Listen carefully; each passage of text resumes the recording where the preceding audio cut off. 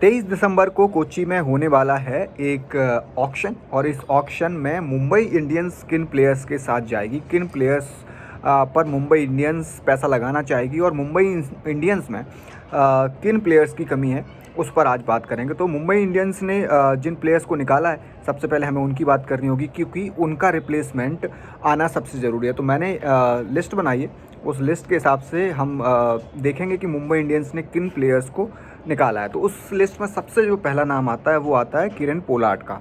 तो पोलार्ड का ऑप्शन कौन होगा, उन ऑप्शंस पर बात करनी पड़ेगी। तो कौन कौन से ऑप्शन है? पोलार्ड के ऑप्शन में आपको कैमरून वाइट मिल जाएंगे, वेन स्टोक्स मिल जाएंगे, सैम करन मिल जाएंगे, और भी हैं। लेकिन मुंबई इंडियंस क्योंकि किरण पोलार्ड गए हैं तो उनकी जगह आपको वैसा नाम चाहिए। तो मेरे ख्याल से एक नाम जो है वो किरण पोलार्ड का की जगह पर रिप्लेसमेंट के तौर पर इन प्लेयर्स में से कोई एक होगा। वो कौन होगा? वो वेन स्टोक्स भी हो सकते हैं, वो सैम करन भी हो सकते हैं, या वो कैमरून ग्रीन भी, कैमरून वाइट में गलत बोल गया, सॉरी, कैमरून ग्रीन की बात मैं कर रहा था, तो कैमरून ग्रीन भी हो सकते हैं।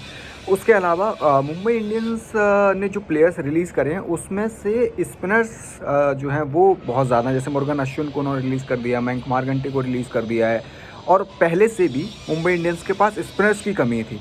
तो अब तो और ज़्यादा कमी है मुंबई इंडियंस के पास स्पिनर्स की। तो मुंबई इंडियंस एक अच्छा स्पिनर ढूंढेगी। वो एडम जम्पा भी हो सकते हैं, वो शम्सी भी हो सकते हैं, वो इंडियन स्पिनर्स भी हो सकते हैं। तो फोकस जो है मुंबई इंडियंस का वो एक स्पिनर की ओर भी रहेगा। तो वो स्पिनर कौन से हो सकते हैं वो मैंने आपको नाम बता दिए। मैंने एक लिस्ट भी बनाई है, वो लिस्ट भी मैं आपको दिखा सकता हूँ, जिसमें मैंने उन स्पिनर्स की लिस्ट भी बनाई है जो मुंबई इंडियंस जिनकी ओर जा सकता है। जिसमें से मैंने आपको एक नाम बताया था इनका, क्या कहते हैं, शम्सी का या एडम जम्पा का, अकील हुसैन भी हैं।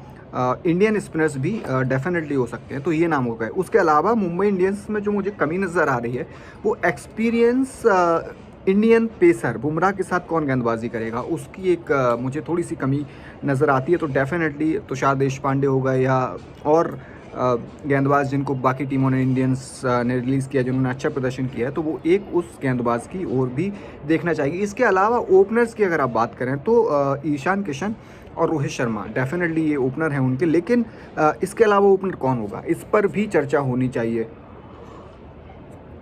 तो मेरे ख्याल से बहुत सारे ओपनर्स आने वाले हैं इस ऑक्शन में, और 2 करोड़ के बेस प्राइस में अगर आप देखेंगे तो क्रिस लिन हैं, फिल सॉल्ट हैं, रायली रूसो हैं, डेविड मलान हैं, जेसन रॉय हैं, ये लोग 1.5 करोड़ वाले में हैं। मयंक अग्रवाल इनफैक्ट हैं, मार्टिन गप्टिल हैं, डेरिल मिचेल हैं। तो कौन से वो प्लेयर होंगे जिन पर ये दांव खेला जा सकता है? क्योंकि अगर इन प्लेयर्स में से, रोहित में से या ईशान में से कोई अनफिट रहता है, तो वो कौन सा प्लेयर होगा जिसको पिक करके आप या आप जिसको बेंच पे बैठा सकते हैं कि हाँ, अगर ये प्लेयर है तो हम जब इनमें से कोई एक चोटिल होगा तो हम इसको खिला सकते हैं। तो वैसा प्लेयर मुझे अभी नज़र नहीं आता है। तो मेरे हिसाब से एक प्लेयर आपको ओपनर्स चाहिए होगा, और ओपनर्स जैसा मैंने आपको बताया बहुत सारे हैं। तो मुंबई इंडियंस जाना चाहिए। क्रिस लिन पहले भी मुंबई इंडियंस का हिस्सा रह चुके हैं, वो बात अलग है कि उनको मौका नहीं मिला था। इसके अलावा मुंबई इंडियंस के पास मिडिल ऑर्डर में सूर्य कुमार यादव हैं, और उनके अलावा जो तिलक वर्मा हैं, तो तिलक वर्मा और केदार के अलावा, सॉरी, सूर्य कुमार के अलावा दूसरा कोई अच्छा एक मिडिल ऑर्डर बल्लेबाज कम मुझे लग रहा है मुंबई इंडियंस के पास। तो मुझे लगता है कि मुंबई इंडियंस उस तरफ भी देखना चाहेगी कि एक अच्छा मिडिल ऑर्डर बल्लेबाज हो। मान लीजिए स्काई को अगर चोट लगती है, या फिर आपके तिलक वर्मा इंजर्ड हो जाते हैं, उस सिनेरियो में आप कैसे खिलाएंगे? तो पहला, एक ओपनर्स की उनको ज़रूरत है, एक ऑलराउंडर अच्छा ज़रूरत है पेस बॉलिंग के साथ। जो मैंने आपको नाम बताए वो अवेलेबल हैं ऑलराउंडर्स के। मैं और आपको नाम बता देता हूँ कौन कौन से ऑलराउंडर्स हैं। जैसा मैंने आपको बताया, कैमरून ग्रीन है, सैम करन है, वेन स्टोक हैं, जेसन होल्डर भी हैं, जिमी नीशम भी है, शाकिब अल हसन, हालांकि ये स्पिनर्स हैं, रदरफोर्ड भी हैं आपके पास, मोहम्मद नबी हैं, मोसेस हेनरिक्स हैं, डेरिल मिचेल भी एक अच्छा नाम हो सकते हैं। तो ये प्लेयर्स हैं जिन पर मुंबई इंडियंस फोकस करेगा, इनमें से किसी एक ऑलराउंडर को अपने साथ ले आने के लिए।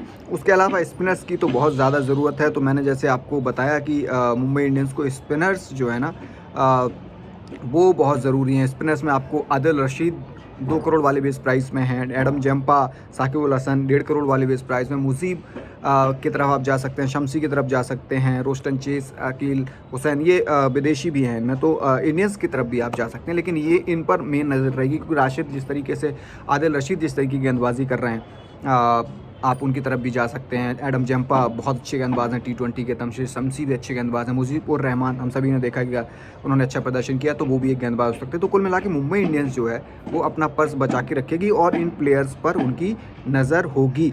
अगर आप ओपनर्स की बात करें तो मयंक अग्रवाल भी हैं, अगर आप उनकी तरफ जाना चाहें। हालांकि क्या आप इंडियंस ओपनर के साथ जाना चाहेंगे? हालांकि मयंक अग्रवाल नंबर 3 भी खेल सकते हैं और मिडिल ऑर्डर भी खेल सकते हैं, बट प्रेफर करते हैं वो ओपनिंग। तो देखना दिलचस्प होगा कि मुंबई इंडियंस फिर इन प्लेयर्स में से किसको पिक करती है। लेकिन सबसे इंपॉर्टेंट स्पिनर जो उनके पास नहीं है बहुत अच्छा, और एक कीरन पोलार्ड का ऑप्शन उनको चाहिए ही चाहिए।